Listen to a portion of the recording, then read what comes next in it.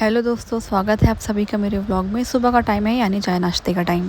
रात को सोई देर से तो सुबह आँख जल्दी कैसे खुले। देर से उठने के बाद लग रही थी जोरों से भूख, तो चाय बनाने के साथ साथ मैंने ब्रेड भी सेकनी शुरू कर दी। अपने लिए तो मैंने नॉर्मल ब्रेड ही सेकी थी और उस पर थोड़ा सा बटर लगाया था। बिना बटर के तो मुझसे खाया ही नहीं जाती ब्रेड, या फिर बटर हो या फिर घी हो। और ब्रेड तो मैं कभी कभी खाती हूँ, इसलिए भरकर बटर लगाती हूँ ताकि हर बाइट में मक्खन का स्वाद ही स्वाद आए। अपने लिए तो मैं 3 ब्रेड सेक चुकी थी और मेरा नाश्ता तो बनकर के तैयार हो चुका था। अब बारी थी हस्बैंड के लिए नाश्ता बनाने की, जिनसे ब्रेड के साथ बटर या घी खाया नहीं जाता, तो उनके लिए अंडा ब्रेड बनाने के लिए सोचा था। इसके लिए लिया एक अंडा और उसे अच्छे से नमक डाल करके फेंट लिया। और ये मैंने ससुराल आकर के ससुराल वालों से ही सीखा है कि कैसे बनाया जाता है। ब्रेड को तवे पे एक साइड से सेक लिया, फिर ऊपर से अंडा डाल करके उसमें हल्का सा ऑयल डाल के उसे स्प्रेड कर लिया। मैं ये सब खाती नहीं हूँ, बस बनाना सीख लिया है। जो लोग खाते हैं उनके लिए। इनका नाश्ता भी बन करके तैयार है। मैंने प्लेट में ब्रेड निकाल करके उसे क्रॉस कटिंग कर ली और बन करके तैयार है गर्मा गर्म नाश्ता, चाय ब्रेड अंडा ब्रेड।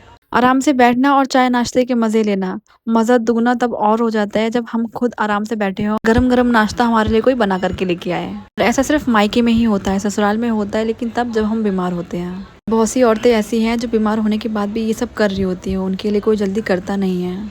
खैर, ये दर्द तो सिर्फ औरतें ही समझ सकती हैं। हम दोनों तो नाश्ता करके बैठ चुके थे, तब तक मेरा बेटा भी उठ गया था, जिसके लिए मुझे पराठा बनाना था। उसके लिए पराठा तो मैं घी में ही बनाती हूँ, चाहे पराठा हो चाहे खिचड़ी हो, और वो घी भी मैं घर में खुद ही बनाती हूँ। और इंसान शायद खुद के लिए उतना करता भी नहीं जितना वो अपने बच्चों के लिए करता है। मेरा बेटा भी हाथ मुंह धो करके ब्रश करके आराम से बैठ करके वही पराठा एंजॉय कर रहा था। खा पी के थोड़ा बहुत आराम करके और नहा धो करके मैं लग गई लंच की तैयारी में। और लंच में बनाने जा रही थी लौकी की सब्जी, वो भी सादी। घी के वैसे ऑप्शन तो बहुत थे, या घी या चना या घी के कोफ्ते। और अगर घी से ये सब बना देती तो हस्बैंड के अलग नखरे।